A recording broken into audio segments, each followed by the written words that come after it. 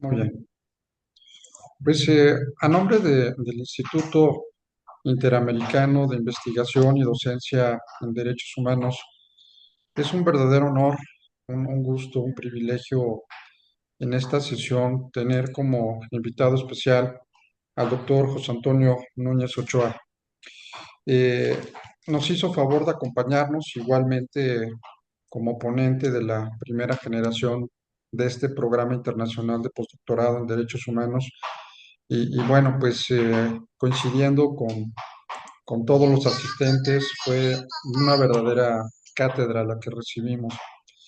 Y no me dejarán mentir que les mandé mensaje constantemente que íbamos a tener una de las mejores ponencias de nuestro programa postdoctoral, que les recomendaba mucho que no dejaran de asistir, que nos acompañaran, porque verdaderamente quienes conocemos al doctor Núñez Ochoa es un verdadero deleite, como se los puse en el mensaje, poderlo escuchar, su experiencia, sus conocimientos. Y bueno, pues obviamente después de muchos años en la academia, pues obviamente habla de muchas cosas que estoy seguro que tiene por compartirnos nuestro invitado especial. Quisiera darle lectura a algunos muy breves antecedentes curriculares del doctor Núñez Ochoa. Él es licenciado en Derecho por la Universidad Anáhuac, doctor en Derecho por la Universidad Complutense de Madrid, por 14 años director de la Facultad de Derecho de la Universidad Anáhuac, México. Asimismo, también continuó posteriormente como director del Instituto de Investigaciones Jurídicas en esa misma casa de estudios. Presidente del CONFEDE, que es el Consejo Nacional para la Acreditación de la Educación Superior en Derecho, director por México del Instituto Internacional de Acreditación del Derecho, IDEA, uno de los vicepresidentes de la Comisión Mexicana de Derechos Humanos y 35 años como catedrático en diferentes asignaturas, como lo es la parte de la argumentación, filosofía del derecho, teoría del Estado, a nivel licenciatura, maestría y doctorado, y bueno, pues con el gusto también a nivel postdoctorado con este instituto. Así es que, bueno, y aparte también mencionar que es miembro de la Legión de Honor Nacional. Eh, lo que pueda decir es poco de lo que significa el que el doctor Núñez esté con nosotros, porque le tengo un gran aprecio, una gran admiración. Fue mi jefe por muchos años en la Universidad de Anáhuac. Siempre he comentado, fue mi inspiración. De ahí tuve la oportunidad de seguir sus pasos como director de la Facultad de Derecho de la Anáhuac en Querétaro. Y siempre he seguido su trayectoria, siempre con afecto, con admiración y con todo el respeto del mundo. Así es que por parte del instituto y de manera personal, doctor, verdaderamente nos sentimos muy honrados y muy agradecidos de que esté en esta sesión con nosotros. Le cedo el uso de la voz y nuevamente bienvenidos y bienvenidas todos. Muchísimas gracias y lo escuchamos con toda atención, mi querido doctor. Adelante. Pues muchas gracias por la presentación y por este aprecio que es correspondido, pero que responde más a su buen corazón que a lo objetivo, porque con eso que usted dice es un compromiso muy grande, es mucho compromiso estar hablando con personas tan preparadas. Lo único que yo querría afirmar así como una verdad apodíctica, y creo que hay varios que saben filosofía, la verdad apodíctica es la que no admite prueba en contrario, es que soy muy audaz, eso sí deben reconocérmelo, porque venir a hablar con ustedes de algo en los que ustedes sin duda saben muchísimo, se necesita tener mucha audacia. Espero que no sea decepcionante esto, que la presentación que me hizo y que pues un poco me apena, me pone más nervioso. Por eso estoy tomando agua, porque cuando uno está nervioso se le seca la boca, así eran los juicios en la antigüedad, ¿no? Las ordalías, uno de los juicios era, en lugar de andar que carpeta de averiguación, que investigación previa, etcétera, etcétera, ponían a todos los presuntos, los formaban y les hacían sacar la lengua. Y con la lengua fuera, con un hierro candente, se la pegaban en la boca, en la lengua. Y si les quemaba, es que eran culpables. Si no les quemaba, eran inocentes. Era el juicio de Dios, pero también decían que es porque cuando uno es culpable, se le seca la boca y por eso le quemaba, por eso le quemaba. Aquí también pues tengo el agua porque también estoy re nervioso y ojalá que no haya alguien con el hierro candente, ¿no? Vamos a hablar de esto y trataré de pasar de puntitas por cosas que son muy conocidas de los derechos humanos y me entretendré más o le daré más importancia a algunas cosas que pues son formas de entender lo que está pasando y lo que ha pasado, formas quizás distintas o de otro, explicadas de otro modo de lo que ha pasado en relación con los derechos humanos. Pues vamos a empezar y que sea para bien. Lo primero es definir al ser humano. Vamos a hablar de los derechos humanos y voy a utilizar la definición de Boecio. Es una sustancia individual de naturaleza racional. No quiere decir que siempre estemos razonando, que nuestra naturaleza es la racional. Por eso, aunque una persona esté catatónica, sigue siendo ser humano. Si tuviéramos aquí un ser humano en el escritorio y le cortamos los pies, pues sigue siendo humano. Le cortamos las orejas, le cortamos los brazos y sigue siendo ser humano. Le sacamos los ojos y sigue siendo ser humano. Le cortamos la lengua, sigue siendo ser humano, porque su naturaleza es la que es racional. A contrario sensu, podríamos preguntarnos, ¿y cuándo deja de ser humano? La Ley General de Salud diría cuando el electroencefalograma está plano. Antes se decía por el corazón, por eso le ponía, y los pulmones, por eso le ponían un espejo. Esa es la definición que vamos a utilizar. Ahora, en cuanto al derecho, voy a utilizar una definición de la escolástica. Por aquí tengo un libro que habla de más de 100 definiciones de derecho, más de 100 definiciones. Es muy difícil. Pero esto de la escolástica dice que es el ordenamiento de la razón para el bien común, dispuesto por quien tiene la autoridad en la sociedad. Y en esta definición de 3 renglones, se pueden englobar las dos grandes corrientes del pensamiento de la filosofía del derecho. Si nosotros le quitamos para el bien común, el derecho quedaría como el ordenamiento de la razón dispuesto por quien tiene la autoridad en la sociedad. Y aquí está todo Kelsen y todos los suyos positivistas. No importa lo que diga el derecho, es continente, no contenido. Si le dejamos para el bien común, esto nos lleva al naturalismo y entonces solo es derecho cuando las normas van encaminadas al bien común. Si no van encaminadas al bien común, dirían los escolásticos, es solo una apariencia del derecho, no es un verdadero derecho, es una apariencia. Nada distinguiría una norma que no va para el bien común de una norma expresada o impuesta por un jefe de una pandilla. Aunque claro, hay quienes consideran a los gobiernos como pandillas. Para centrar lo que vamos a hablar, pues los derechos humanos son el conjunto de prácticas inherentes a la naturaleza de la persona, cuya realización efectiva resulta indispensable para el desarrollo integral del individuo que vive en la sociedad jurídicamente organizada. Esa es una definición más o menos aceptada por los tratadistas. Vamos a hacer un alto en el camino antes de seguir. Ese alto en el camino es para recordar a Sócrates, para ser humildes ante el conocimiento, ante el logos. Logos es una palabra muy fuerte, muy fuerte. Logos. En el Evangelio de San Juan, para quienes conozcan esto, se dice que en el principio existía el verbo y el verbo se hizo carne y habitó entre nosotros. En latín se dice et verbum caro factum est et habitavit cum nobis.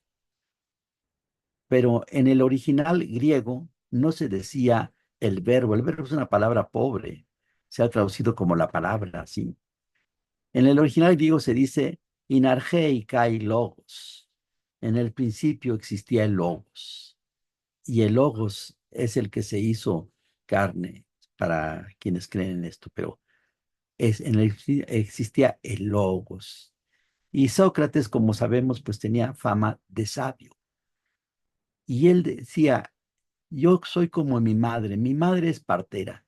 Yo no creo las ideas en mis alumnos de la misma forma que mi madre no crea a los niños en el vientre materno.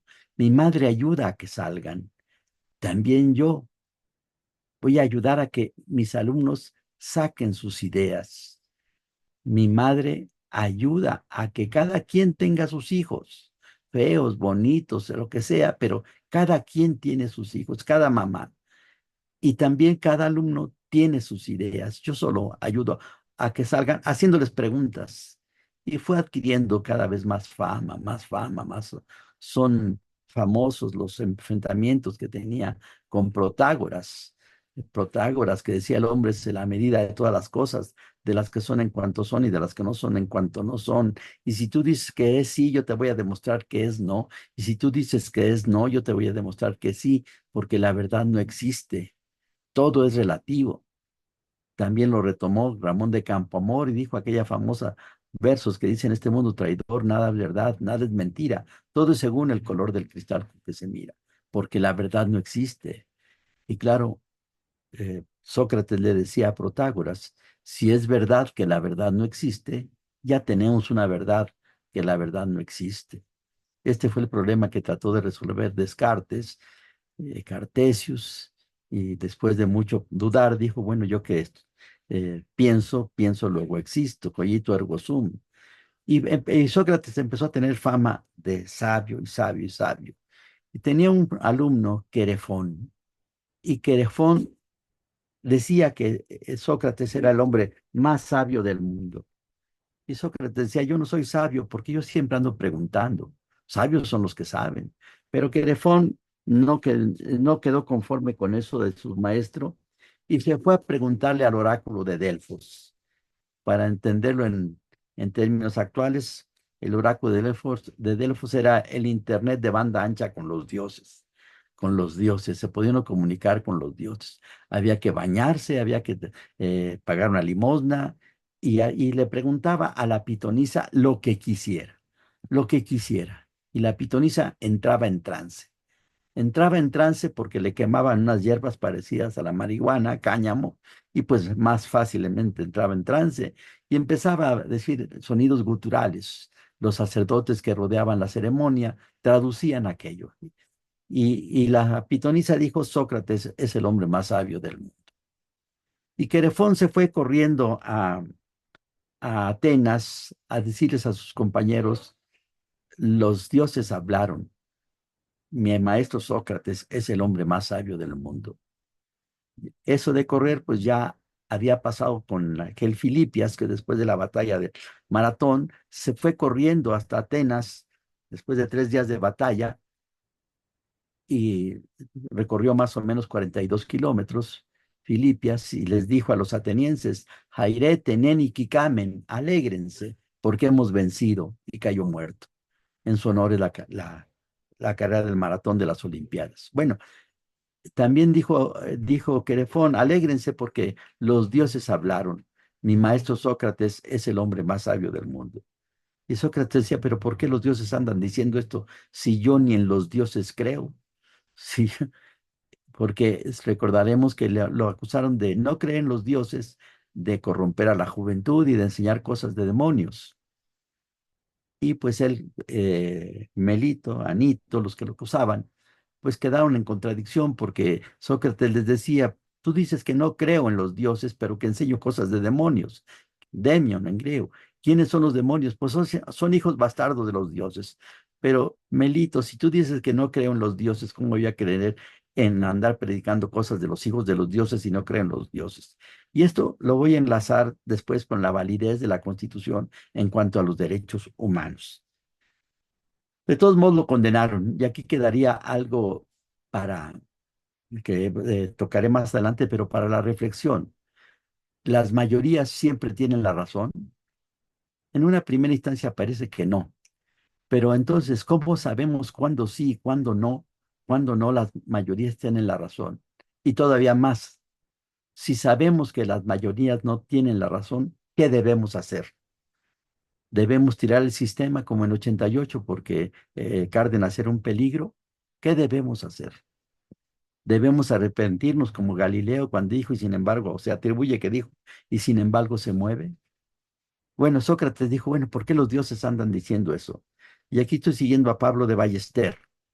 Y Pablo Ballester dice, recordando a Sócrates, que para Sócrates existen cuatro clases de seres humanos. Recuerden, lo que queremos es ser humildes. La palabra alumno viene de alere, el que se alimenta, el que se alimenta y nos alimentamos de conocimientos, de conocimientos. El alma mater es nuestra institución de origen y alma mater significa la mamá que da de comer, la mamá que da de comer. Y si la felicidad es una mamá que tiene en los brazos a un niño que acaba de comer, y si alumno es el que se alimenta, y si la institución alma mater, nuestra institución académica es de donde venimos porque nos alimenta, no hay mayor felicidad que estar entre universitarios, entre universitarios. Entonces, para Sócrates había cuatro clases de conocimientos, perdón, de seres humanos. Los que saben y saben que saben. Y Sócrates decía, pues yo todavía no conozco al primero porque muchos que dicen que saben, a la hora de la hora, pues no saben. Los interrogo y no saben. Existen los que saben y no saben que saben, como los campesinos que saben tantas cosas y no saben la relación causa-efecto, pero son sabios. Hay personas que agarran una planta, la pasan de un lado a otro y se da muy bien, en cambio otros la secan y no se sabe la relación causa-efecto. Existen otros que son peligrosísimos, los que no saben y presumen que saben. Esos son más cuando tienen iniciativa. Pero existen otros que son los que no saben y saben que no saben. Por eso se le atribuye a Sócrates la frase de yo solo sé que no sé nada. No saben y saben que no saben. Entonces es la actitud que debemos tener. Somos eternos estudiantes. Los derechos humanos deben ser reconocidos y garantizados por el Estado. Si no hay esta condición, no hay Estado de Derecho. El cambio que tuvo en 2004 nuestra Constitución, de que antes decía en los Estados Unidos mexicanos, todo individuo gozará de las garantías que otorga la Constitución, las cuales no podrán suspenderse ni restringirse sino en los casos y en las condiciones que ella misma establece, fue cambiado a que toda persona le reconocerán los derechos que tiene la Constitución y los tratados internacionales de los que México sea parte. En la primera o hasta 2004, la Constitución nos otorgaba derechos. Habría que preguntarse de con qué poder nos otorgaba los derechos. ¿Con qué poder? Que eso sería ellos positivismo puro. Ahora dice la Constitución que se nos reconocen los derechos humanos, se nos reconocen, lo cual quiere decir y siguiendo la definición que dimos de derechos humanos y del ser humano y del derecho, que los derechos son preexistentes al ser humano, preexistentes, porque no se puede reconocer lo que no existe. Se reconoce lo que ya es preexistente, lo que es preexistente, y por eso tenemos ahora esa modificación. Los derechos humanos, esto me voy rápido porque esto pues sin duda lo conocen muchísimo y para qué me entretengo en esto, mejor vamos a cosas que pueda aportar un poco. Son universales, todo mundo los tiene, sin importar sexo, etcétera. En el artículo primero de la Constitución dice que toda persona, ya no dice los mexicanos, no dice los mayores de edad, toda persona, toda persona. Por eso cuando hemos tenido estas grandes migraciones y que a veces se les da de comer, dicen, ¿y por qué se les da de comer si son extranjeros, si son migrantes, si son indocumentados? Pues la Constitución no dice que tendrán los derechos humanos los que estén reconocidos. Por ejemplo, una cuestión interesante para eh, investigar más, para clarificar más, sería qué le aporta a un ser humano tener un acta de nacimiento. ¿Qué le aporta? La ley dice que identidad. Al contrario, censo, quienes no tienen, quienes no tienen acta de nacimiento no tienen identidad. Y suponiendo que hay una persona que no tiene acta de nacimiento, como muchas personas, hay millones, sobre todo los pueblos indígenas que no tienen acta de nacimiento, si comete un delito y se queda callado y no tiene acta de nacimiento ni está registrado en las plataformas, ¿a quién condenamos? ¿A quién procesamos? Es jurídicamente responsable, pero sería otra cosa. Son universales, todo mundo los tiene. Son incondicionales. Solo el derecho los puede condicionar. Nuestro derecho termina donde empieza el otro, el derecho de los demás o los intereses de la comunidad. Son inherentes, son, los tenemos por ser seres humanos. No depende el reconocimiento. Por eso esto lo podemos ligar con el artículo primero que mencionábamos, porque de ese universo de derechos humanos que nacen del ser, del antropos, dijeran los griegos, el Estado va reconociendo derechos, va reconociendo derechos. En una feliz frase, creo yo, feliz frase de García Maínez, dice que el derecho positivo es oro de derecho natural acuñado por el Estado, acuñado. O sea, ya existe el oro y el Estado lo acuña. El oro es preexistente a la acuñación que hace el Estado. Son inalienables, o sea, no se pueden quitar, no se pueden renunciar. Están juntos, pegados a la persona. No se pueden transmitir, no se puede renunciar. Son inviolables, solo pueden limitarse de acuerdo con lo que diga el bien común. Por ejemplo, si tenemos el derecho humano a la propiedad, por supuesto que nos pueden limitar el derecho a la propiedad. Claro que hasta nos pueden quitar la propiedad, siempre y cuando se siga un proceso y haya utilidad pública, etcétera. Pero son inviolables, son imprescriptibles, no se pierden por el tiempo. No hay prescripción adquisitiva o prescripción negativa, positiva o negativa. No. Los tenemos siempre, aunque no los usemos. Son progresivos porque poco a poco los vamos conociendo más. Vamos conociendo más al ser humano. Al ser humano. El ser humano, pues, es otra ciencia, pero lo vamos conociendo más. Por ejemplo, durante muchos, muchos años se consideró que las mujeres eran inferiores, desde Séneca y todos ellos para allá atrás, que eran seres inferiores. Cuando tuve la oportunidad de estar en la dirección de la facultad, hice un estudio de 14 mejores estudiantes y de esos 14 estudiantes, 14 mejores promedios, 11 eran mujeres.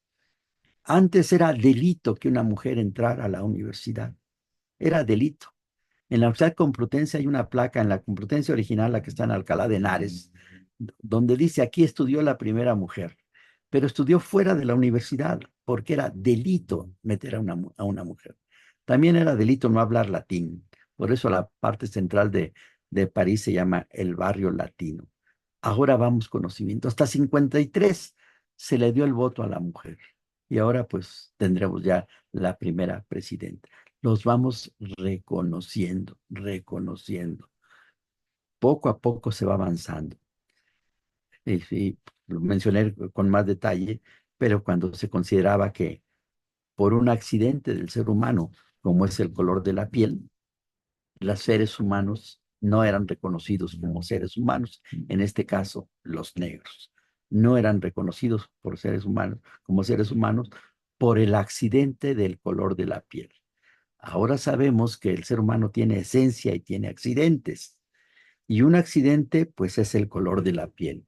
Otro accidente es la edad, otro accidente es el sexo, otro accidente es si está uno viejo o joven. Son accidentes, no es la esencia del ser humano.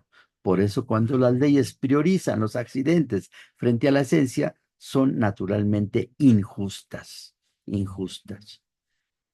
Y aquí viene ya lo que yo espero que sea al menos un punto de reflexión, un punto de reflexión. ¿Para qué vive el ser humano en su individualidad y en su dimensión comunitaria? ¿Y cómo impacta la respuesta que demos a los derechos humanos? ¿Cómo impacta? Si todo lo que nos rodea tiene un por qué y un para qué. Si yo tengo aquí una computadora y es para esto, si tengo un mouse y es para esto, si tenemos, todo tiene un por qué y un para qué. El ser humano, que es más importante que todo lo que nos rodea, ¿para qué existe? De la respuesta que demos a esa pregunta depende la orientación que le demos a la vida, a nuestra vida. Y si muchas personas piensan más o menos igual que uno, se van creando corrientes de pensamiento, se van creando ideologías que después impactan en el derecho, en la Constitución y después se hacen vinculatorias. ¿Para qué vivimos? Hay muchas respuestas posibles. Una respuesta posible es para tener dinero, para tener dinero. Y por eso se lucha y por eso se roba y por eso se trafica para tener dinero. Porque para muchos el dinero es felicidad. Para muchos, tener dinero, muy relacionado con tener dinero y pues claro, si vivimos para tener dinero, pues está bien que los que tienen mucho dinero y tenían deudas o había deudas, en el caso de Fobaproa, sus deudas las estemos pagando todos y ellos sigan siendo ricos. Y se vale, todo legal, se hizo el Instituto para el Ahorro Bancario, antes el Fobaproa, ahora el Instituto para Protección del Ahorro Bancario. Y están felices porque son ricos, muy ricos, que daría ah, paso a otro tipo de reflexión, porque muchos son ricos pues porque no se han portado bien. Y si alguien es rico porque es producto de su esfuerzo, bien haya, bien haya. Pero en muchos casos los multimillonarios tienen cadáveres en el closet. Muy relacionado con esto es para alcanzar el poder. Los ricos son poderosos. Y ahí, pues, hay corrientes de pensamiento. Aquí pues, podemos recordar a Nietzsche, donde yo he encontrado el ser humano, he encontrado el afán del poder. El afán del poder. Aunque dicen que algunas de las frases que se atribuyen a Nietzsche fueron elaboradas por su hermana, pero de todos modos es la voluntad de poder. La voluntad de poder. Y lo relacionan mucho con el nazismo, el poder. Nietzsche decía, los hombres que no vuelan siempre ven más pequeños a los que sí saben volar. Decía, escribe con sangre y aprenderás que la sangre es el espíritu. Decía, los débiles no tienen derecho a existir. Hay que crear al superhombre. Muy relacionado también, obtener placer. Obtener placer. Y si vivimos para el placer, pues es completamente de acuerdo con nuestra ideología que legalicemos las drogas. ¿Por qué no si vivimos para gozar? Vivimos para el placer, para el placer y pues se pueden legalizar. Ahorita ya tenemos el caso de la marihuana, que nuestra corte, nuestra Suprema Corte dijo que se valía porque era la libre autodeterminación de un ser humano. La libre autodeterminación. Claro que si por libre autodeterminación yo quiero no usar el cinturón del coche, me multan, me infraccionan y no vale el argumento de decirle a la gente de tránsito, es mi libre autodeterminación y si quiero estrellarme contra el parabrisas, ¿qué? Porque la corte reconoce que la marihuana hace daño, pero es la libre autodeterminación. Si ahora que hemos tenido terremotos, nuestra casa habitación quedó cuarteada y le ponen una cinta amarilla y yo quiero entrar y me dicen los vigilantes, los de seguridad cívica, las autoridades, dicen, usted no puede pasar. ¿Por qué no? Porque se va a caer esa casa, está cuarteada, pero es mi libre autodeterminación. ¿Por qué usted me lo va a impedir? Es mi libre autodeterminación. Eso daría para otro trabajo. También hay quienes dicen que vivimos para sufrir, para sufrir. Aquí están los Masoch, Jesús Masoch, sobre todo en aspectos sexuales, gozaba sufriendo, aunque parezca una contradicción. Y también hay quienes viven para hacer sufrir. Y yo creo que todos conocemos a personas que nada más están viendo a quién perjudican, por decirlo decentemente. Aquí está el Marqués de Sade. Por eso se dice que cuando estaban en el otro mundo se encontró Jesús Mazoc con el Marqués de Sade y Jesús Mazoc le decía al Marqués de Sade, pégame, pégame, pégame. Y el Marqués de Sade le decía, no te pego para que sufras. No te- Y también, pues, más cerca de nosotros, vivimos para hacer justicia. Pero esto es muy difícil, es muy complicado. En lo que vamos a ver un poquito más adelante, relacionado con Kelsen, pues a él no le interesaba, hasta tiene por ahí un libro que se llama ¿Qué es la justicia? Y dice que es aparte del derecho. Todo lo que son valores, la moralidad, etcétera, es extrajurídico. Hacer justicia es muy difícil. Recordemos que hay la leyenda de Quetzalcóatl. Quetzalcóatl, aparte del hombre barbado de Oriente, etcétera. Un quetzal, lo sabemos, es un animal muy bonito, un pájaro muy bonito, que tiene plumas verdes largas en la cola, pero tiene una característica: no se puede aprisionar. Si se enjaula a un quetzal, se muere. Y sabemos lo que es Coatl, es la serpiente que está junto al piso. Todos somos Quetzalcóatl. Tenemos una parte que no puede ser apresada, enjaulada, nuestros pensamientos, nuestras ilusiones. Esas no pueden ser enjauladas. Y por otra parte tenemos algo que está pegado a la tierra. En otros términos, para hacer justicia se llega a una sentencia. ¿Qué siente el juez? ¿Qué siente el juez? Para no caer en contradicciones, como en el caso de este deportista Simpson, que le hicieron dos juicios, un juicio civil y un juicio penal por haber matado a su esposa, o lo acusaban de haber matado a su esposa, y penalmente lo declararon inocente, o sea, no mató a su esposa, y civilmente sí mató a su esposa.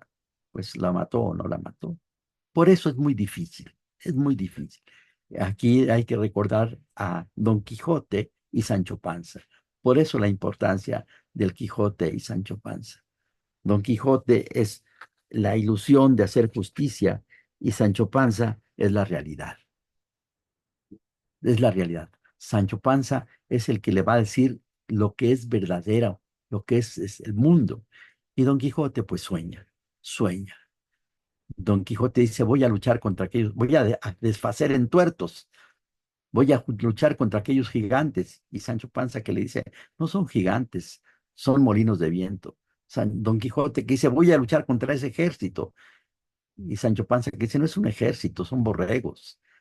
Don Quijote que dice: voy a luchar por mi dama, doña Eusidea, señora del Toboso. Y Sancho Panza que dice: pues no, no es una dama, es una señora, se llama Aldonza Lorenzo y se dedica a cuidar puercos. Sancho Panza es el que lo pone en la realidad. En alguna ocasión, como recordarán, metieron se hospedó Don Quijote en una venta en un hotel, y él decía por todos lados que iba a ser fiel a su dama, doña Dulcinea, señora del Toboso. Y para demostrar que no iba a ser tan fiel, metieron a su habitación a una señora de moral distraída. Y esa señora de moral distraída le dijo a Don Quijote: quiero todo con usted. O sea, ver el partido, ver la telenovela. Y Don Quijote dijo: no. ¿Por qué no? Porque tengo que serle fiel a mi dama, doña Dulcinea, señora del Toboso. Y la señora aquella de moral distraída le dice: pero es que aquí nadie se va a dar cuenta, estamos solos. Y Don Quijote que dice: me doy cuenta yo, y eso me basta para ser fiel. Pero es muy difícil hacer justicia. Finalmente, siguiendo a Aristóteles, vivimos para ser felices. Y estas respuestas, que se pueden multiplicar más, es lo que va a impactar el derecho. Me voy a ir rápido porque esto pues merecería una explicación más despacio. Con los monarcas que decían representar a Dios, los seres humanos eran siervos. El ser humano tenía como aspiración ir al cielo, ir al cielo. Lo demás aquí era un calvario, y lo demás era ir al cielo.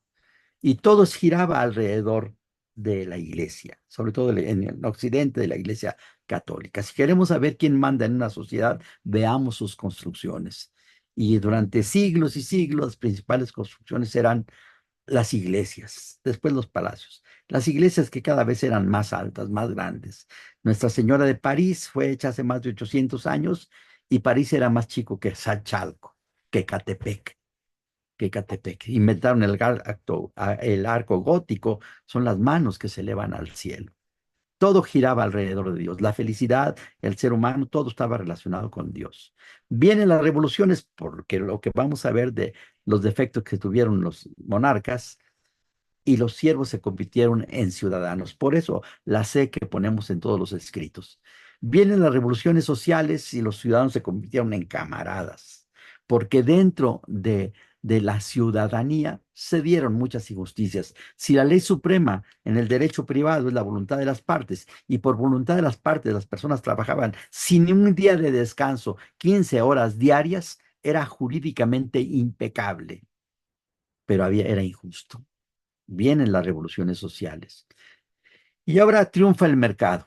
Y ya no somos solo ciudadanos, somos clientes. Y aquí ya es otra la problemática. Hay una relación de cómo los derechos humanos han ido desarrollándose de forma diferente de acuerdo a quienes mandan. ¿Quiénes mandan? En México tuvimos los políticos caudillos, como Zapata, como Maytorena, como Orozco, como Villa, como Carranza. Estos, en su mayoría, quizás exceptuando Carranza, que sí tenía estudios universitarios de medicina, eran personas que no tenían mayor ilustración, pero tenían ideales. A su modo tenían ideales y tenían las armas. Ellos impactaron en la creación del derecho, el derecho social. Por eso se presume mucho que nuestra Constitución es la primera, y con razón, en reconocer los derechos sociales. A ellos los perdieron que se pelearon entre ellos. Carranza mata a Zapata, a Carranza lo mata Obregón, a Villa lo mata Calles y Obregón, se matan entre ellos. Ellos tuvieron hijos y fueron los políticos, casi todos egresados de la UNAM. Era la gran casa de estudios, y de las universidades públicas en general. Políticos, ellos crearon las instituciones, crearon las instituciones. ¿Qué los perdió?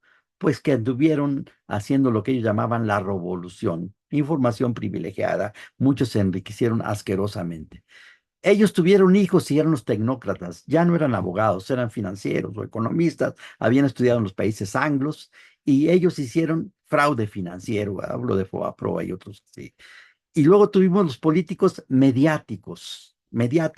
No tenían gran formación, pero retrataban bien. Hablo de Fox, hablo de Peña Nieto, muchas personas, sobre todo de una determinada, eh, bueno, las mujeres, decían que iban a votar por Peña por bonito, por Peña, por bonito, así nada más.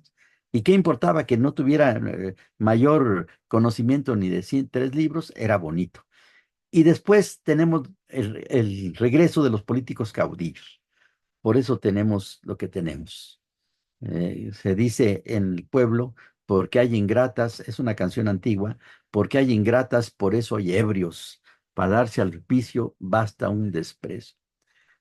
La cuestión fundamental.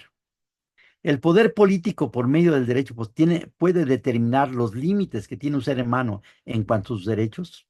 El poder político. Por eso nuestra constitución no se llama constitución jurídica, se llama constitución política. Política. ¿Por qué debemos? Esto es la parte central de todo esto. ¿Por qué debemos obedecer al derecho positivo si en última instancia en todos los países del mundo, ahí le faltó la L, el derecho positivo ha nacido de una violación a ese derecho? Si pensamos en nuestra Constitución de 1917, y como vamos a verlo más adelante, que lo reconoce Tena Ramírez, la Constitución de 17 violó la Constitución de 57. Aunque formalmente diga que es reforma de la de 57, no se hizo de acuerdo con las normas que estaban previstas en la de 57. Y la de 57 violó la de 36, que era centralista. Y la centralista violó la de 24. Y la de 24 violó los estatutos del imperio. O sea, siempre. Y eso en México es igual en todas partes del mundo. En última instancia, siempre hay una violación. ¿Qué respuesta vamos a dar a esto? Y esto es en lo que quisiera yo plantear más la cuestión.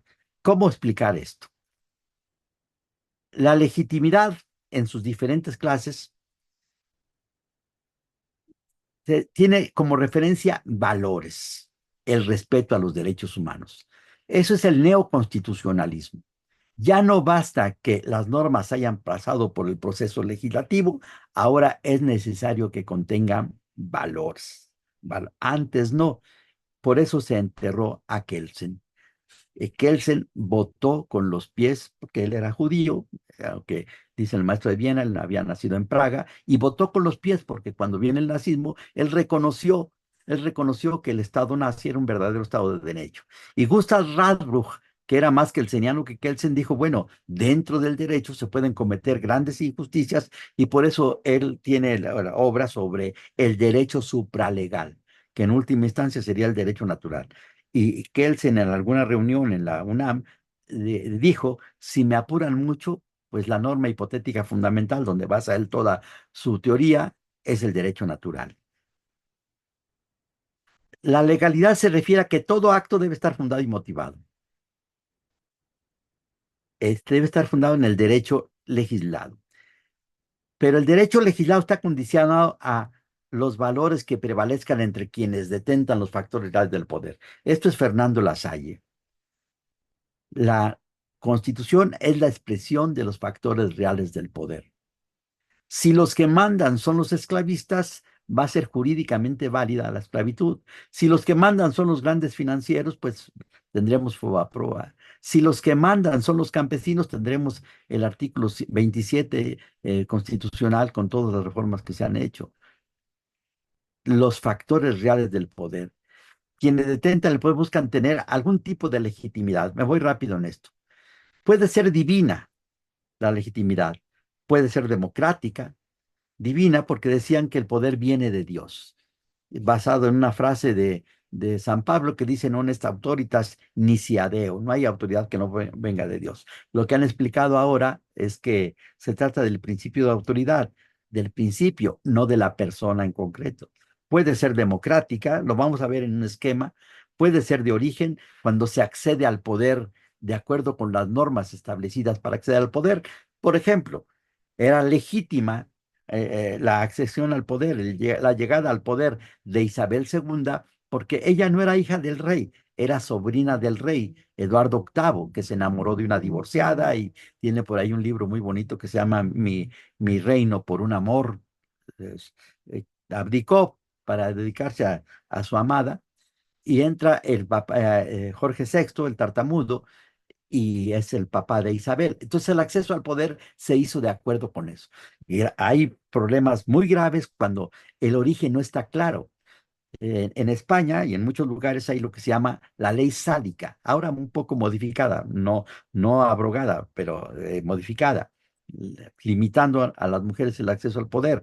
Así estaba, pero Fernando VII solo tenía hijas, tenía dos, Isabel, que después sería Isabel segunda, y Fernanda. Y se dice ahí hay el pleito de que si abrogó o no abrogó la ley sálica.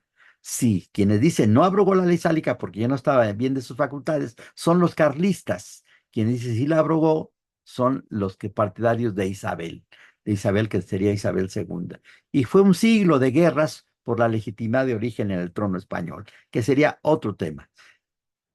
Puede ser la legitimidad de ejercicio, aquí se dice mucho, no sin algún cuanto de razón, de que Salinas de Gortari no tenía legitimidad de origen, porque pues había habido la caída del sistema, había habido más de 1.600 casillas zapato, en las que no hubo ni un voto por Maquis o por Cárdenas, nadie se enfermó, nadie se murió entre la hechura del padrón electoral y la elección, nadie se ausentó, nadie, 100%. Pero dicen que cuando empezó a modernizar México se legitimó. Hay la legitimidad carismática, el tipo Napoleón Bonaparte y otros grandes líderes que ha tenido la humanidad. Precisamente para tener la legitimidad divina, Napoleón Bonaparte secuestró al Papa Pío VII para que lo coronara. Para tener la legitimidad democrática, puso a votación si el pueblo francés quería un emperador. Y cuando ya estaba en Nuestra Señora de París, como lo revelan las crónicas y un cuadro de David que está ahí en el Museo del Louvre, dijo ni Dios ni el pueblo, yo. Y se plantó la corona él solo y coronó a Josefina. Así sería el esquema. todo giraba alrededor de Dios. Y todavía, pues en mucha, gran medida, todo gira alrededor de Dios. Tenemos la semana de 7 días por Dios, en sentido amplio. Estamos en el año en que estamos por Dios. Todo gira alrededor de Dios. Y, y la sociedad era teocéntrica y Dios mandaba por medio del rey. Por eso los reyes decían, rey de tal por la gracia de Dios, rey de España por la gracia, y el rey mandaba sobre el pueblo. El rey, el rey encarnaba, no estoy hablando de países del tercer mundo, Inglaterra, Holanda, Bélgica, Dinamarca, Noruega, Suecia, Mónaco, España, pues todas esas son monarquías. Y en mayor o menor grado, todo gira alrededor del rey. Las leyes son reales decretos y las sentencias se hacen en nombre de su majestad. Todo es alrededor del rey. Y la iglesia intervenía en la coronación del rey. Cuando tenemos el problema de que atacó Juana de Arco, que estaba luchando a favor de Carlos VII, luchaba para que lo ungieran como rey de Francia, lo ungieran, lo pusieran aceite. Esto viene del rey David y del rey Saúl cuando le hablaron a Yahvé. Se supone que Samuel le habló a Yahvé porque el pueblo quería un rey y Yahvé le dijo, ve a tal pueblo y al más alto lo unges como rey. Por eso en la ceremonia que acabamos de ver con Carlos III de Inglaterra, le pusieron aceitito. La iglesia lo hacía. Cuando los revolucionarios conquistaron Francia, cuando ganaron, fueron a Reims, era donde se colocaban a los reyes, y rompieron la ampolleta donde estaba el aceite con el que ungían a los reyes. Por eso, la restauración, Luis XVIII ya no fue ungido como rey. La iglesia coronaba al rey. Y el rey solo era responsable ante Dios. El artículo 56 de la actual Constitución española, que es de 78, dice, el rey de España es intocable en su persona y es irresponsable de sus actos. El rey es irresponsable de sus actos. El pueblo eran súbditos y tenían limitados sus derechos. Esto decía el rey Luis XVI. Es solo en mi persona donde reside el poder soberano cuyo carácter propio es el espíritu de consejo, de justicia y de razón. Es a mí a quien deben mis cortesanos su existencia y su autoridad. Solo a mí pertenece el poder legislativo sin independencia y división. El orden público emana de mí y los derechos y los intereses de la nación de los que suele hacer un cuerpo separado del monarca están unidos necesariamente al mío y no descansan más que en mis manos. Esa era la soberbia. Este es un señor virrey que vino acá. Este señor, Carlos Francisco de Croix, dijo, de una vez para lo venidero, deben saber los súbditos del gran monarca que ocupa el trono de España, que nacieron para callar y obedecer y no para discutir ni opinar en los altos asuntos del gobierno. ¿Cuáles derechos humanos? ¿Cuáles derechos humanos? Eran reyes absolutos. Por eso abusaron y tuvieron un gran problema, que eso pues no se sabía en ese tiempo tanto, la degeneración genética, la degeneración genética. Carlos II de España heredó España y era un discapacitado. Apenas podía ponerse en el trono. Le tenían que colocar un arnés, un corsé de hierro para poderlo sostener. No tuvo hijos. Fue el último de los Habsburgos, el último de los Austrias. Y cuando muere sin hijos, hay una gran guerra en toda España, perdón, en toda Europa. ¿Por quién podría ser rey de España? Intervinieron los ingleses y los franceses, los austriacos. Los franceses querían imponer, y finalmente lo lograron, al nieto de Luis XIV, al nieto. Y los ingleses mandaron al general aquel que hasta le hicieron la canción de Mambrú se fue a la guerra, qué dolor, qué pena. Había degeneración. En la Constitución española actual dice que en igualdad de circunstancias serán preferidos los hombres a las mujeres, porque la infanta mayor, Elena, está enferma, está enferma. Pero me voy rápido. Viene la digital democrática. Ya no es Dios, es el pueblo el soberano. El pueblo, un sinónimo de monarca es soberano. Y el acceso al voto, perdón, el acceso al poder es por voto. Y el detentador de poder responde al pueblo, responde al pueblo. Y ahí está el sentido amplio, los tres poderes, o llamados tres poderes.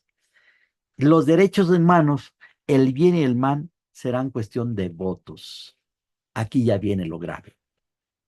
Los derechos humanos y lo que es bueno y lo que es malo serán cuestión de votos.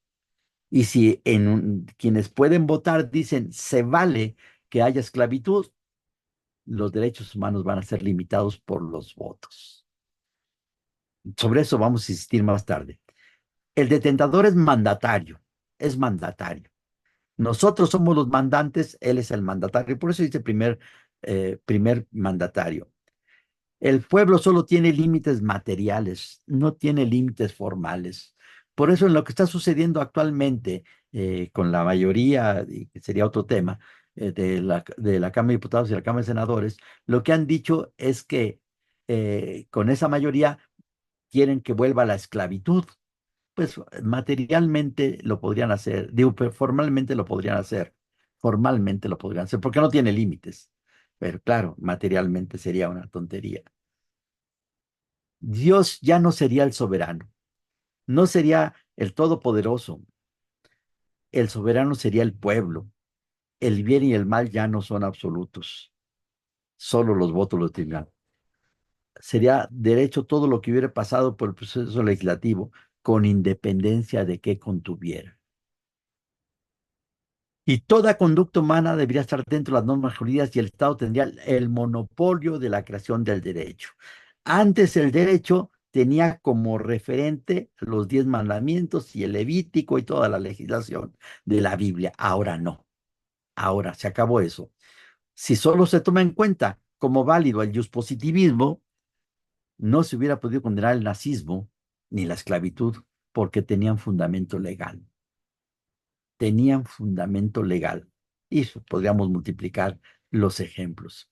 Aquí está la reacción a ese absolutismo. Los derechos del hombre y del ciudadano en la Revolución Francesa. Me voy rápido con esto. Los hombres nacen y permanecen libres e iguales en derechos.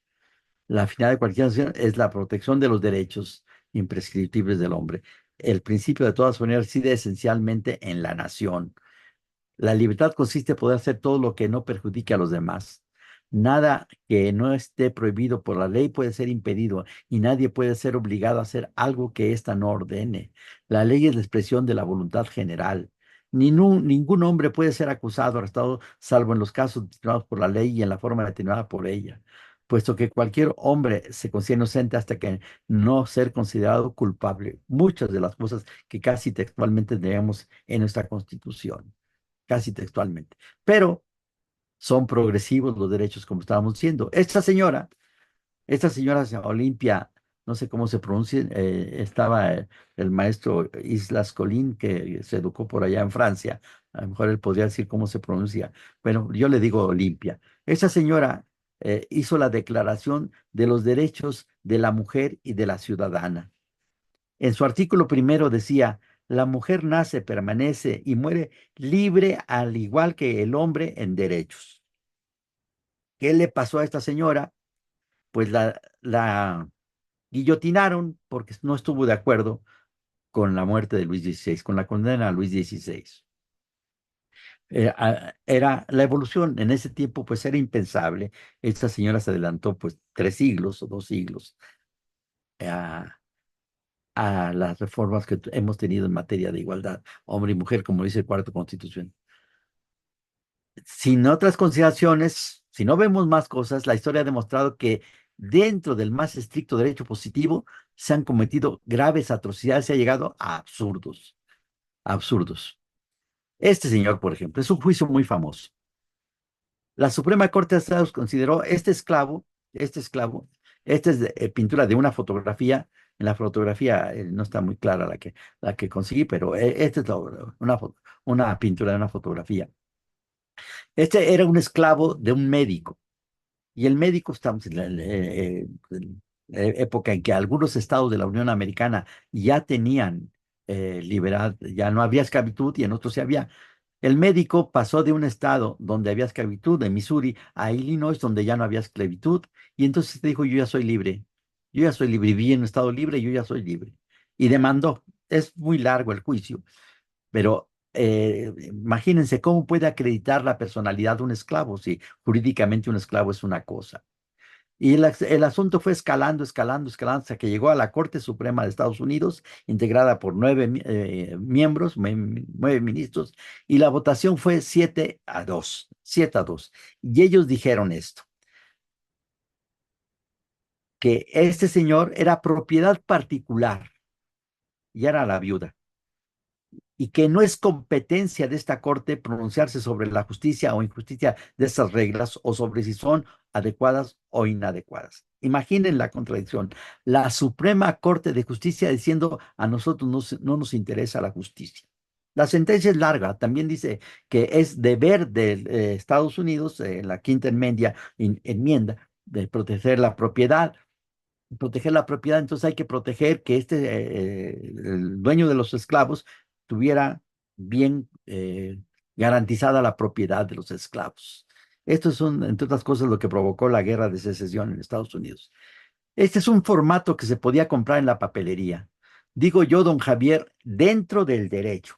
Digo yo, don Javier María de Aguirre, vecino y del comercio de esta ciudad, que he vendido, y dice los nombres de un negro como de 18 años, porque claro, como de 18 años. Esto es de un periódico, dentro del derecho.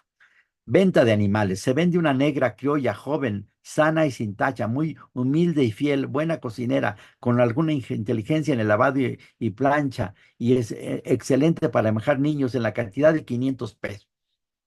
De 500. Es de un periódico. ¿Dónde están los derechos humanos? Esto es entre comillas, civilizada Bélgica, zoológico humano. En la civilizada. Ya estaba la Declaración de los Derechos Humanos, ya estaba. Esto es de 58. La Declaración de los Derechos Humanos más importante es la de 10 de mayo de 48. Ahí están, los tienen como enjaulados. ¿Dónde estaban los derechos humanos? Porque el derecho está condicionado por los factores reales del poder. Los tenían así como animales para darles de comer. Principalmente llevaban pigmeos, yéndonos más al asunto central. Leibniz dice, nihil est sine ratione. Lo pronuncio a la pronunciación italiana, el latín, por eso se dice aniquilar. No hay nada sin una razón. Si lo llevamos al derecho, ninguna proposición es norma jurídica sin fundamento de validez. Y viene el problema. Si un reglamento vale porque está engarzado, está fundado en una ley, y si una ley vale porque está fundado en la Constitución, ¿por qué vale la Constitución? ¿Por qué vale la Constitución? Y vienen los problemas. ¿Por qué vale la Constitución? Vamos a ver, y me adelanto, que la Constitución vale porque tiene la legitimidad relacionada con el reconocimiento de los derechos humanos. Me adelanto. Porque es una falacia, con todo respeto para Kelsen, afirmar que la Constitución es válida como norma suprema porque la Constitución dice que es la norma suprema. Es una petición de principio, es una falacia. Yo la doy por supuesta, dice Kelsen en un libro, por aquí tengo la teoría pura del derecho y la teoría pura del Estado y del derecho. Es una falacia. ¿Cómo la vamos a salvar? Esto lo reconoce Felipe Tena Ramírez. Felipe Tena Ramírez, en el libro de Derecho Constitucional, en el parágrafo 22, dice esto. Al reemplazar la Constitución del 17, al reemplazar a la del 57, violó el artículo 128 de la misma, idéntico al 136 de la vigente. ¿Qué validez puede tener esta Constitución emanada de la violación de lo anterior?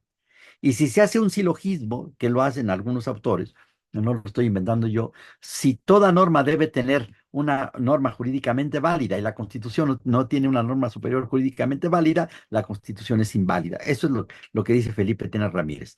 Por ejemplo, Pedro Lascurain fue presidente de México de las 18:15 horas a las 19 horas del 19 de febrero de 1913, 45 minutos.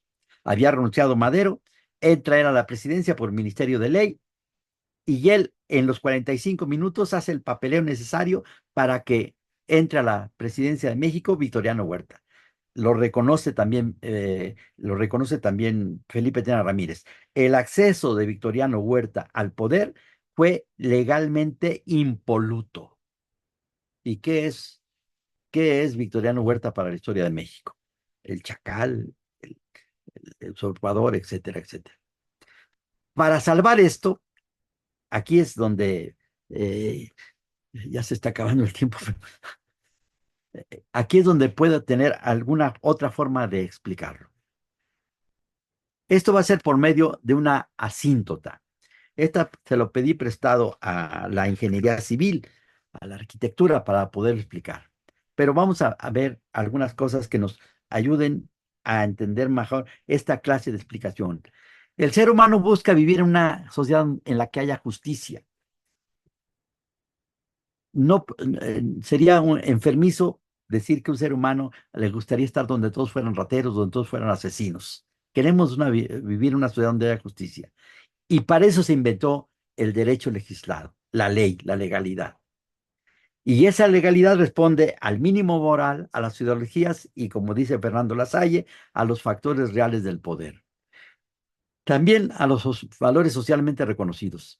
Pero en todos los países del mundo, en última instancia, si hablamos de Inglaterra, de España, en España, por ejemplo, está reinando Felipe VI, hijo de Juan Carlos I.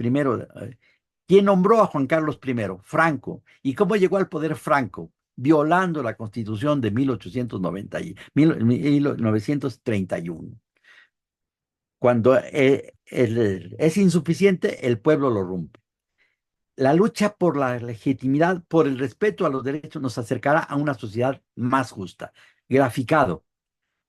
Asíntota es una recta a la que se le acerca infinitamente una curva, pero nunca llegan a tocarse. Es una recta a la que se le acerca infinitamente una. Esta es una fórmula matemática. Me asesoré de una actuaria para esto. Teniendo esto en mente, vamos a hacer la explicación. El ser humano busca alcanzar la felicidad en una sociedad justa con respeto a los derechos humanos. Ese justo es lo que Cicerón decía que está en el corazón de todos los seres humanos. En el corazón de todos los seres humanos. Los antivalores donde reina llevan a la selva. La ley de la selva es la ley del más fuerte. Se acabó. Una gacela no le va a decir a un león con qué derecho me estás matando. Esa ley, esa curva, puede ser una buena ley o una mala ley. Nunca se va a juntar, por eso uso lo de la asíntota, porque nunca habrá una ley perfecta. Pero hay leyes más buenas que otras. Porque eso hay leyes que nos llevan a la felicidad y hay leyes que nos llevan a la selva. Y en todos los países, como decía, hay un rompimiento. El ser humano, repitiendo, y aquí se van a encajar los derechos humanos en sus generaciones. Cuando la curva se acerca a la vertical, tenemos los derechos humanos. Y estoy poniendo ahí los de primera generación: la vida, el honor, la libertad, la igualdad, la seguridad jurídica, la propiedad, a transitar, a elegir, a ser elegido. Otro problema sería que es más importante ser iguales o ser libres, pero se escapa a lo que estamos haciendo. Este sería el mismo esquema usando los de segunda generación: al trabajo, la salud, la vivienda, la seguridad social, la cultura, la limitación, la igualdad de oportunidades. Y también, siguiendo el mismo esquema, de tercera generación: al desarrollo, a la autodeterminación de los pueblos, a la paz, a la información, a la solidaridad internacional, al medio ambiente sano, a la cooperación internacional. Y finalmente, el justo está en el corazón de todos los seres humanos y en el justo está el reconocimiento de los derechos humanos, como ese reconocimiento está en la Constitución y en los tratados internacionales de los que ya mencioné. Me voy rápido porque no tenemos tiempo. El derecho sin apellidos nace de la dignidad del ser humano. El derecho sin apellidos. En cambio, la ley, o dicho de otro modo, la vertical nace de la dignidad del ser humano. En cambio, la curva nace de los factores reales del poder. Si se acerca mucho la curva, será una sociedad más justa, tendrá mayor legitimidad. Esto es lo mismo que acabo de decir, y voy a la otra forma de explicarlo, con la pirámide de Kelsen. ¿Cómo, cómo los derechos humanos han ido cambiando de acuerdo con los factores reales del poder? Y haré una propuesta de una que dure más. La Constitución es la norma suprema. Esto es que hay que tener en cuenta que es de explicación del 133 constitucional sin que se modifique. Nada más se interpreta y se reinterpreta. La Constitución es la norma suprema y abajo están los tratados internacionales y las leyes federales y las leyes locales. Luego los reglamentos. Segunda etapa, me voy nada más a las pirámides. Está por encima la cuestión política y gracias a la intervención de, en este caso, la quien engrosó la sentencia fue Olga Sánchez Cordero y por el problema del Tratado de Libre Comercio se citó a los tratados internacionales por encima de las leyes federales y locales y abajo los reglamentos sin modificar el 133, insisto. Después se inventa la Suprema Corte decir las leyes generales son a las que se refiere el 133. Originalmente, pues sabemos que en el 17 no había leyes generales. De ahí vienen los reglamentos. Después la modificación que se hizo en 2011, la Constitución Política de los Tratados Internacionales en Derechos Humanos serían la norma suprema. El gran problema que ya no tenemos tiempo para entrarle sería el segundo párrafo del primero constitucional cuando dice que cuando haya contradicción entre un tratado y la Constitución se debe estar al principio pro persona o pro homine. Después siguen los tratados internacionales. Esto ha dado lugar a una primera instancia, dijo la Corte, que aunque se limitara un derecho en la Constitución y se expandiera en un tratado internacional, se estaría lo que dice la Constitución. En cambio, ahora están retomando esto a ver en qué para. Esto es en Europa, que los tratados internacionales están por encima de las naciones europeas. Y aquí vendría la explicación que quiero darles. La explicación. La Constitución estaría por encima de todo, los tratados internacionales, las leyes generales, etcétera. Pero aquí dice Kelsen que todo viene de una norma hipotética fundamental, a quien él llama Grundnorm. Y de ahí nace la constitución política de cada estado. Lo que habría que preguntarle a Kelsen es si esa norma hipotética fundamental es jurídica o no es jurídica, porque no hay tercera opción, o es jurídica o no es jurídica, no puede ser medio jurídica. Si es jurídica, tendría que estar dentro de la pirámide. Si no es jurídica, no pudo o no quiso o eludió el problema, cómo lo no jurídico se convierte en jurídico, lo que en términos teológicos sería una transubstanciación, porque es evidente que no siempre hubo normas jurídicas en el sentido positivo. Entonces, ¿cómo de lo no jurídico nace lo jurídico? ¿Cómo de lo no jurídico nace lo jurídico? Y entonces la etapa perenne. En la nueva jerarquía, la que estoy proponiendo, eh, encima de todo está el ser humano, el zoon politikon, encima de todo. Porque el ser humano es el que determina el orden jurídico, no el orden jurídico el que determina al ser humano. El ser humano es el referente, no el referido. Es el creador, no es la criatura. Y ese ser humano crea el poder político respetando, legítimo, cuando se respetan los derechos humanos. Y de ahí viene ya toda la jerarquía. Por encima de todo está el ser humano, porque el ser humano es el que puede hacer esta pirámide. La pirámide no hizo al el ser humano hizo a la pirámide. El ser humano crea la ley, no la ley al ser humano. Nada más ya para colofón, porque se me acabó el tiempo. Esta es una curiosidad y como curiosidad se las paso. Todo esto va a tener que ver con la verdad. La verdad. Y existe la verdad lógica, la ontológica, la moral, la jurídica, etcétera. El gran problema es qué es la verdad. Y como lo aprendí, se los paso. Ahí está la cita de Juan 18:38. Cristo había dicho que Él era el camino, la verdad y la vida, y denle el valor que cada quien quiera, que pues esto no es dogma. Cuando lo juzgan, cambiaron el tipo penal porque lo habían acusado de blasfemia porque decía que era el Mesías y le cambiaron a sedición porque decía que era rey. Lo juzgaron de noche y en una casa del sumo sacerdote Caifás, cuando en el templo de Salomón pues había juzgados. Lo juzgaron en un lugar inadecuado. Lo juzgaron de noche que también estaba prohibido. Pero le cambiaron el tipo penal y por eso Pilato le dice, ¿es cierto que tú eres rey? Y dijo, sí, yo soy rey, pero mi reino no es de este mundo. Entonces el juicio se quedó sin materia. Y luego le dice, ¿y tú qué estás haciendo aquí? Pues vine a dar testimonio de la verdad. ¿Y qué es la verdad? Quides veritas. ¿Y qué es la verdad? Y no contestó Cristo. No entonces, claro, pues viene el problema de por qué no contestó Cristo. ¿Por qué no contestó? Y no contestó porque dicen los que han estudiado esto que es un anagrama. Ustedes saben que un anagrama es poner dos frases con significados completamente distintos, pero que tengan exactamente las mismas letras. A la pregunta, ¿quides veritas? Veritas es vir qui hades. La verdad, quides verita, es vir qui hades. Y la traducción sería, la verdad es el hombre que tienes delante de ti. Sí, como dicen los italianos, si no è vero, è ben trovato. Si no es cierto, está bien contado. Va de nuevo porque me costó mucho trabajo hacerlo.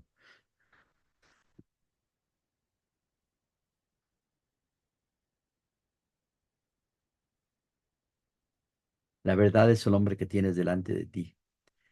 Si la verdad es el hombre que tenemos delante de nosotros, ese ser humano, en su integridad, en su dignidad, en su individualidad y en su dimensión comunitaria, en su búsqueda del bien y en lo que a nosotros corresponde, en su hambre y sed de justicia.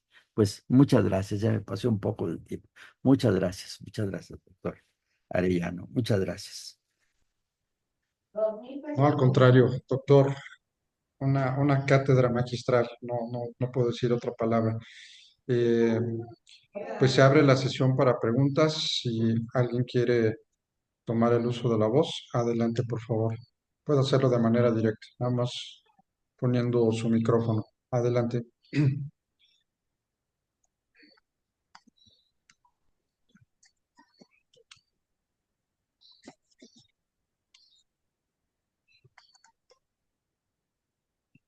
Nada Pues más. qué bueno que no hay, así ya me quedo más tranquilo.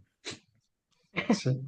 Ya me... Doctor, yo quería de nuevo pues, agradecerle por lo que sabíamos que iba a ser una clase magistral, brillante, excelente. Después de escucharlo, vuelven a surgir un montón de cuestiones y de dudas.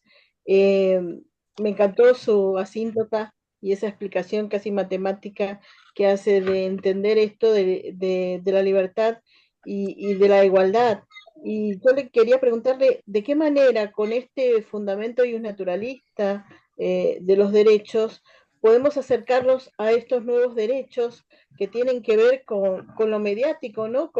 De qué manera el Internet y su falta de regulación, su regulación casi económica por este capitalismo salvaje, ha negado a muchos el acceso a los bienes culturales, el acceso a la educación. ¿Cómo podemos relacionar todo esto con un acceso equitativo a la educación y a los bienes culturales? Bueno, con el gusto de saludarle, doctora. Los penalistas dicen que cuando hay un delito hay que preguntarnos qui prodest, ¿a quién beneficia? Y si sabemos a quién beneficia un delito, sabemos quién es el culpable. ¿A quién benefició la muerte de Kennedy? ¿A quién benefició la muerte de Colosio? ¿A quién beneficia que tengamos poco acceso a eso que usted está planteando? Pues a las grandes corporaciones. Por eso yo creo que una de las soluciones sería esto que está haciendo con tanto entusiasmo y con la tanta antigesia el doctor Arellano. Conocer más, conocer, conocer, para impactar en los legisladores. Sabemos que los legisladores no necesariamente son gente preparada. No necesariamente tenemos el caso de a un diputado que era muy bueno para shows de mujeres, ¿no? Muy buen cuerpo, etcétera. Pero de que tenga un buen cuerpo y que se sepa bailar, no se sigue que sea un buen legislador. Tenemos el caso del ratón Macías, no sé si alguien lo recuerda, era un excelente boxeador. Pues sí, pero es el excelente boxeador. Tenemos el caso de Irma Serrano, ¿no? Irma Serrano, la tigresa, pues era un buen artista y tendría otras cualidades. Por eso yo creo que es un imperativo categórico, recordando a Kant, que nosotros que tenemos esto, como usted dice, esta inquietud, alcemos la voz para decirles, por ahí no va el asunto. Si yo aquí, suponiendo que sea yo un fanático de la ópera, y aquí con internet, ahí están presentando La Traviata en Milán, y compro un boleto, y llego a Milán, y llego con mi boleto que compré, hasta traigo mi QR, y a la entrada me dicen es falso. ¿Dónde demando? Si el servidor puede ser que esté en la India, o que ya lo hayan cambiado. Por eso es común decir que el derecho va a la saga de los hechos, pero hagamos más cerca, más pequeño el abismo entre cómo van los hechos, sobre todo en esto que usted plantea, y cómo va el derecho, porque esta sociedad nos está arrollando, y vienen otros problemas que se derivarían ahí de su pregunta, que es muy importante. ¿Qué va a pasar con los superhumanos y los infrahumanos? ¿Qué va a pasar con los superhumanos? La manipulación genética para crear subhumanos o para crear superhumanos. Es muy importante esto. Hagamos de conocimiento todos los que podamos esto. Por eso agradezco yo al doctor Arellano que organice esto, ¿no? Y que pues ustedes, viendo el currículum, ustedes, yo digo, pues ¿cómo me atrevo yo a hablarles a estos? Señor, ¿cómo me atrevo? ¿Cómo me atrevo? No, muchas gracias, doctor. No sé si haya alguna otra pregunta en el Inter. Yo quisiera pues hacer una reflexión, doctor. Sobre todo ha sido preocupación de este programa que como usted bien lo indica, hay gente muy talentosa, gente con grandes habilidades de cada diferentes áreas en el ámbito de la medicina, de la filosofía, del derecho, la sociología, la historia, inclusive un equipo multidisciplinario, juzgadores y demás.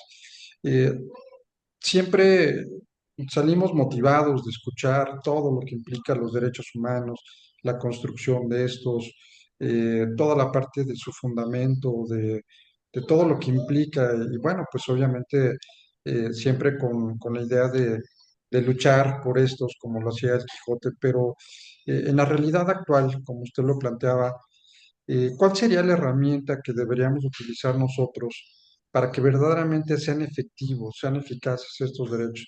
Eh, Quizá una meta a la cual estamos apostando es la educación y la investigación, que puede ser un punto importante, educar al pueblo, que se informe a este tipo de foros, que la gente piense, que argumentemos por elementos todo lo malo que vemos que existe y más, lo estamos viendo en muchos casos reales en nuestro país.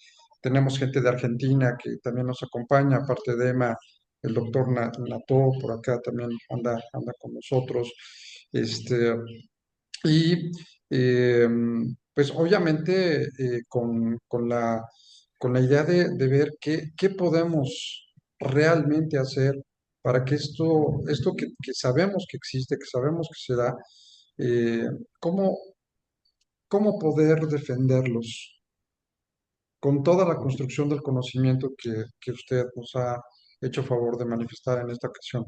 ¿Qué propuesta, qué podemos hacer para no quedarnos cruzados de brazos? Hay, hay algo que ya lo está usted haciendo, por supuesto.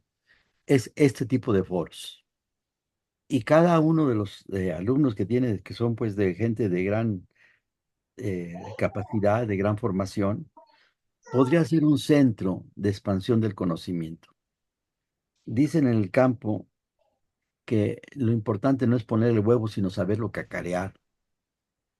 Y esto hay que cacarearlo mucho, lo que usted está haciendo, para evitar eso que decían en la Edad Media: vinieron los sarracenos y nos molieron a palos, porque Dios ayuda a los malos cuando son más que los buenos. O sea, ahorita nos están arrollando ellos. Tenemos que tener diques de contención, y este tipo de cursos que usted organiza, y que habrá más cursos así, pues deben ser un faro, deben ser una lanza para detener a esto que nos está arrollando. Las manipulaciones genéticas, por ejemplo, que se están haciendo, ¿no? Bueno, sería largo hablar de cuántas violaciones hay a los derechos humanos por todos lados, cuántas violaciones. Pero yo creo que conocer y tomando en cuenta aquello que dicen los que saben de que los actos son pensamientos materializados, si nosotros logramos que la gente conozca más esto de los derechos humanos, actuará de otra forma. Tenemos que expandir el conocimiento de los derechos humanos. Ya se ha logrado mucho, pero falta mucho por hacer. Expandir. Y yo creo que esa es una obligación de todos nosotros, expandir en las redes, en donde podamos, siempre que podamos, en los foros, cuando hay discusiones virtuales o reales, siempre tener presencia para salvar la dignidad del ser humano, ¿no? Salvar la dignidad del ser humano. Sería Así cuanto. es. Sí, sí, sí, doctor. Pues muchísimas gracias. Pues ya se nos Gracias a agotó el ustedes. tiempo y pues no sin antes verdaderamente agradecerle, como mencioné al principio, usted es un ejemplo a seguir No, no, en no diga eso, testimonio, en porque pues, no es, congruencia. no es cierto. Yo conozco mis miserias y mejor, como decía Don Quijote, lo mejor no me nialle, no hay que moverle. Sí, Pero y la aparte verdad, es modesto, yo sé que es modesto y no le no, gusta no, no, es que la que le verdad. echemos cebollazos, pero con todo el afecto, verdaderamente tiene nuestro reconocimiento, admiración y verdaderamente siempre escucharlo es un gusto, es un placer. Y muchísimas gracias, doctor, por Cuente haber siempre estado con conmigo, nosotros. cuente conmigo. Muchas gracias, doctor. Pues a todos y a todas, muchísimas gracias por habernos acompañado y con esto cerramos esta ponencia magistral con el doctor José Antonio Núñez Ochoa. Doctor, nuestro afecto, muchísimas gracias y muy buenas Igualmente, así noches a se todos. saluda en internet, ¿no? Así se saluda. Un abrazo a todos. Muchas gracias, doctor. Hasta luego. Buenas noches. Buenas noches. Gracias.